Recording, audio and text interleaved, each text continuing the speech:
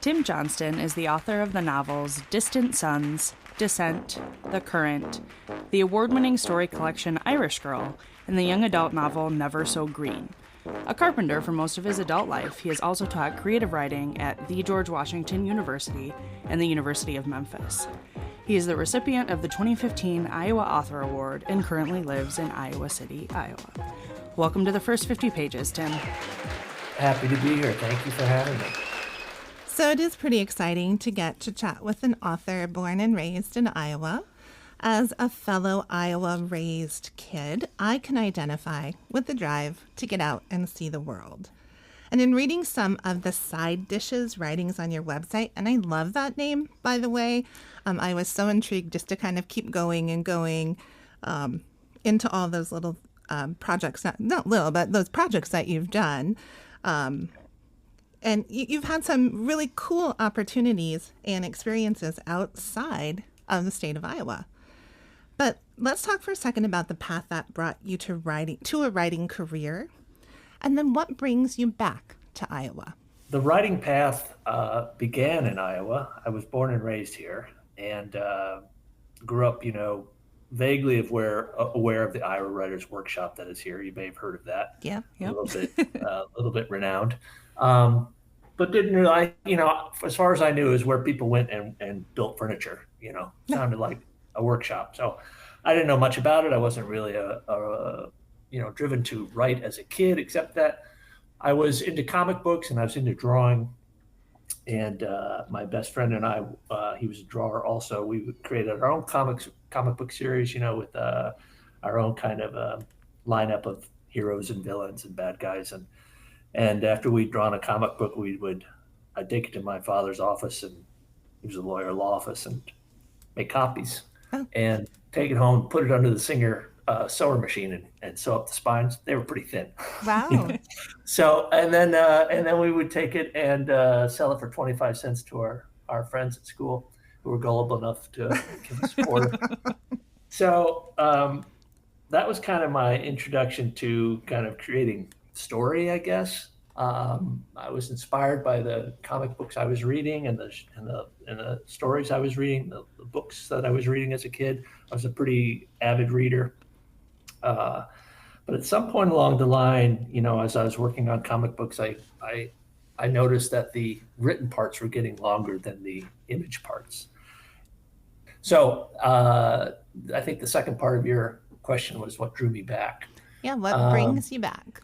Yeah, so a lot happened between, once I got once I had my BA in English and my MFA in creative writing, which was a 4-year program actually. So the minute I had those 2 degrees in hand, I basically just took off and went to Japan, and I had a buddy there who was in banking and was pretty well set up there. So I kind of just sponged off of his living arrangement for a while, and I taught English to Japanese businessmen and women, which meant basically just speaking my native tongue to them and getting paid for it.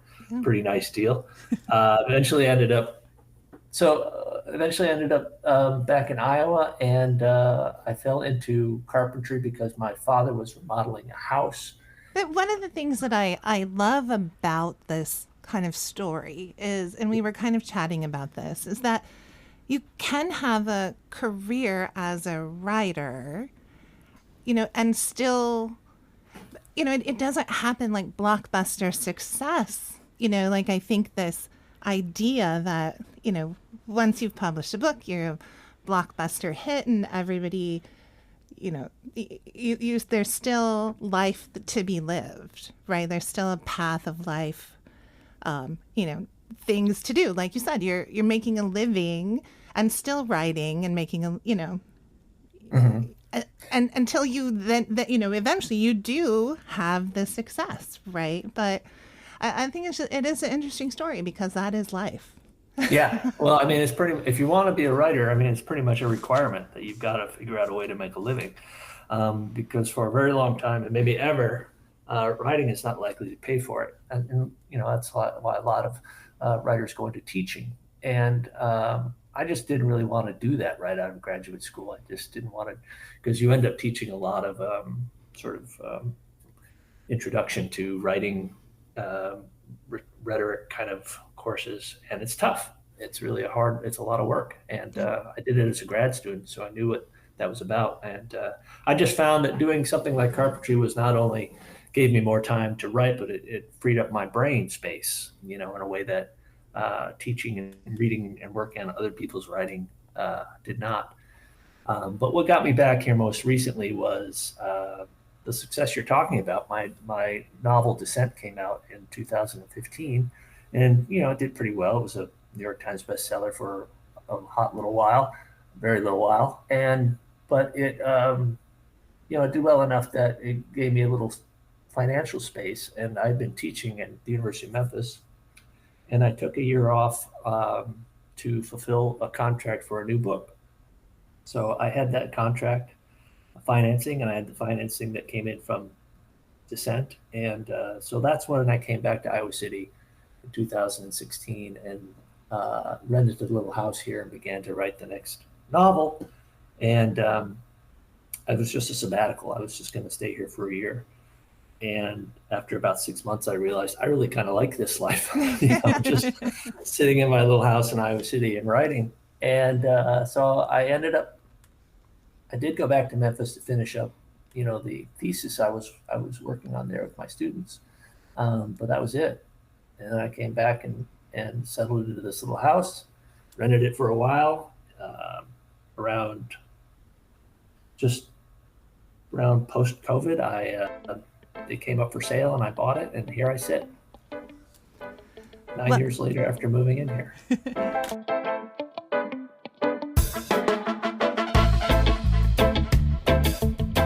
So your latest novel, Distant Sons, was selected as the All Iowa Reads Choice for 2025 in adult fiction, and it has received critical praise from Publishers Weekly, Library Journal, and Kirkus, just to name a few.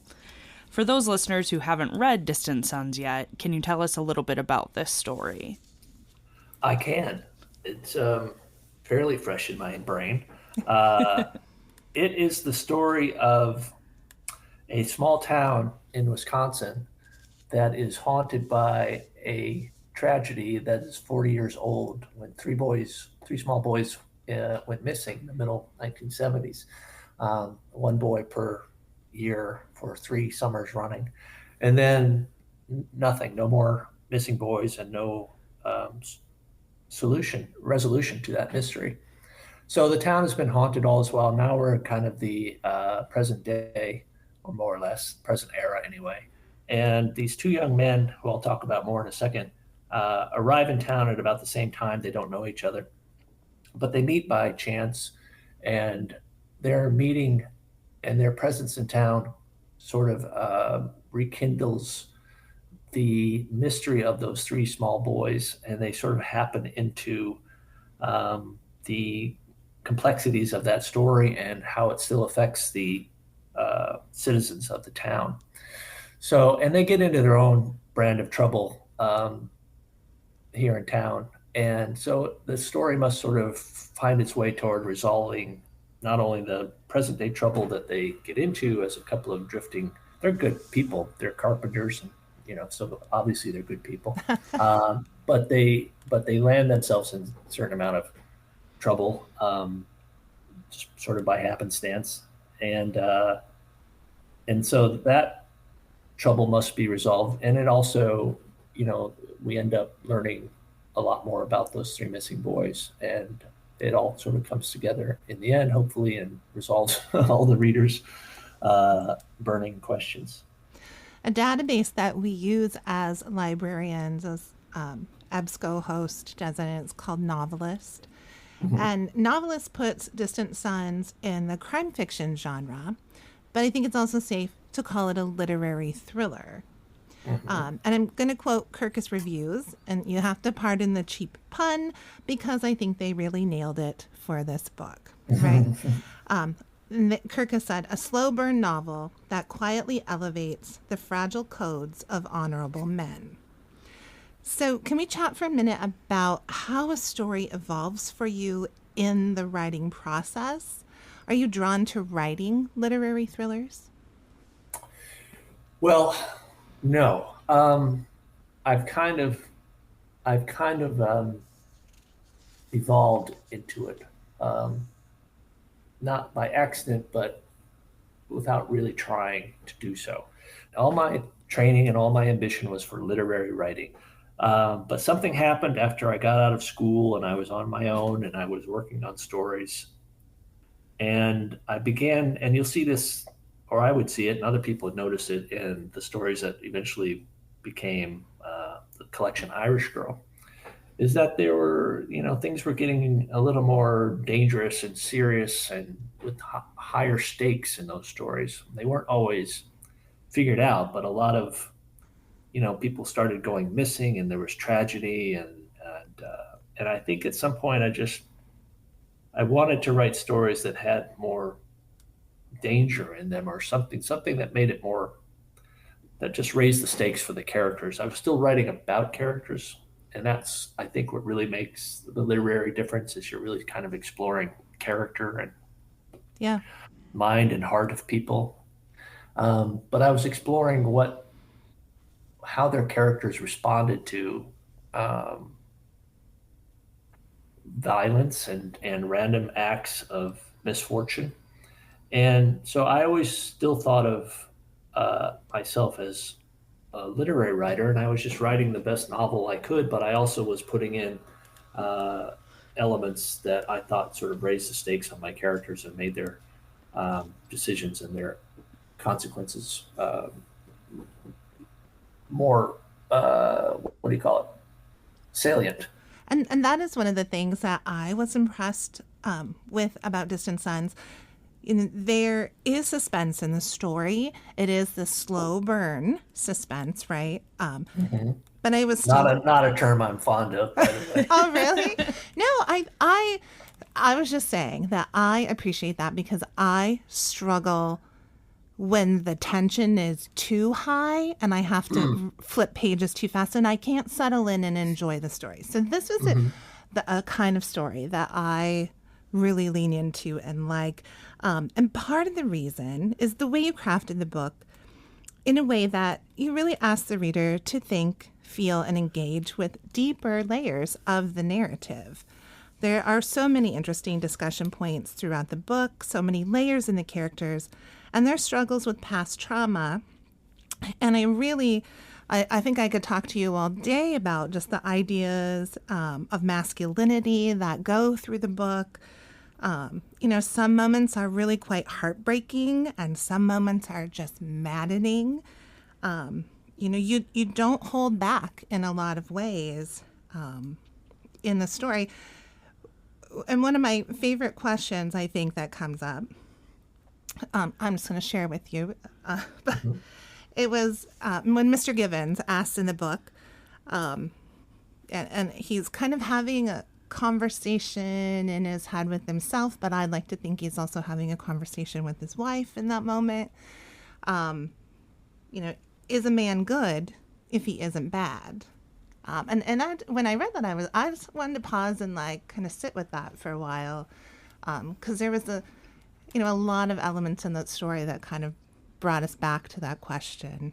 And so then my question for you, what questions were you looking to explore in writing this book? Well, that's a good question because I don't really set out to explore ideas or questions. I'm really just more interested, again, with having characters, putting them in a scenario, putting them in motion, having them interact like, elements in a science experiment, and see how their trajectories and their constitutions change when they come into contact with each other.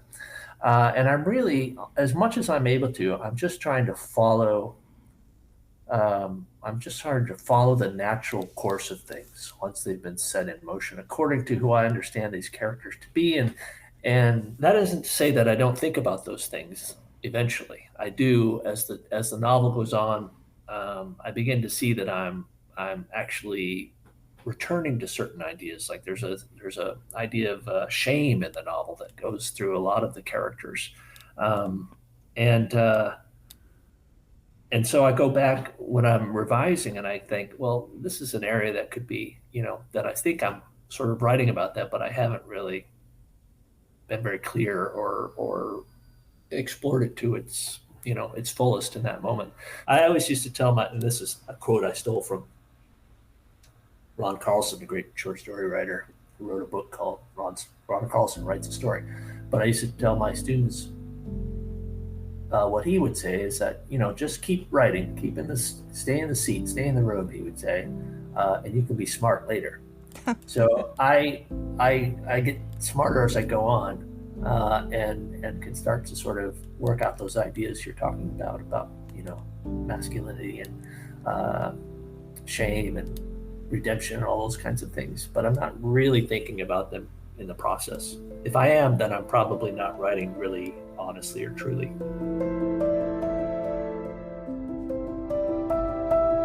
The All Iowa Reads website has some interesting book discussion questions, and I don't want to spoil things for anyone planning to attend a discussion of your book.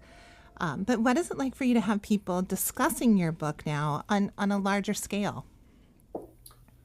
It sucks. Oh, no. Not the answer we were expecting. No, I'm being silly. It's fantastic. I don't know I don't hear a lot about it. So I'm not really aware of how much of that is going on, but I sense that, this is a pretty big initiative and cooperative undertaking by a lot of people. And kind of another question, but I think we've kind of already touched on it. Are there things that readers have picked up on in your writing that you didn't necessarily intend for? I think we kind of hit on that, with like the themes. Yeah, a lot. Yes. Yeah. I mean, again, I'm immediately thinking of something that would be a spoiler, but I can't. Yeah. I won't go into that. I know you're like, but there are certain things that tend to come up again and again. And what I find is that some readers just get angry at you. Oh no! for making them feel something. Well, true. And so what I say is, well, I'm glad, or they're confused by something. So and so I think this is what generates this great discussions in readers groups, is that when people have different sort of reactions or responses to things that happen in the novel, and it's almost like a personal response, and they want to know what other people think, and they want to talk about it, and they get good and worked up about it, which I think is fantastic. And I've been live, and I've visited book groups where after a while they just forgot I was there. They were just talking and arguing and going back and forth. But what I like to, when someone thinks or raises the idea that they were kind of something was almost too much for them or something, I say, I'm really writing for me ultimately, and I want things to be too much. I want to be surprised and devastated, and I want to feel the feels. Me too. Mm-hmm. You know what I mean? Yeah, we like to feel all the feels too in what we read. So that's why we read, isn't it? Yeah, I think so. In an interview you did back in 2019 with Greer McAllister for the Chicago Review of Books, you mentioned that you don't read traditional thrillers or crime novels. So we have to ask, what books excite you as a reader, and what are you searching for when you go shopping or, say, browsing for books at your local public library? Well, really, I'm looking for great story that is very well written. Now, sometimes I will read great story that's not super well written, and I'm sort of being snobby here. It goes back to my training. But after I got over reading Stephen King and everything like that when I was young, I really began to read the canon, the literary canon, and really became excited by that and by what language can do and by what sentences can do. And so I'm always looking for that. And one of the stories I reference is one of my favorite books in the last 10 years is a book called Open City by Teju Cole. which has, the plot is basically this: a young man who's doing his psychiatry residency in New York City walks around New York City and looks at architecture and looks at art and thinks about things and talks about things. And there's very little, no one kidnaps him. He doesn't have to solve a murder. But it's so psychologically keenly imagined and so well written that I just can't get enough of it. And I've reread that book many times. When I don't have something in hand that's new, I go back to, old favorites. I go back to reading. I'm currently reading a bunch of Chekhov short stories. I go back to reading Cormac McCarthy, who I love, who does have some, exciting elements, but is always writing at the highest level of sentence. And Flannery O'Connor, great short story writers that I love. So is there a piece of advice or a pearl of wisdom that has been the most influential to you in your writing career? I'm sure there's been a lot of... Yeah. We're throwing the really hardest questions at you towards the end. I think the thing that comes back to me most vividly is, a couple of things.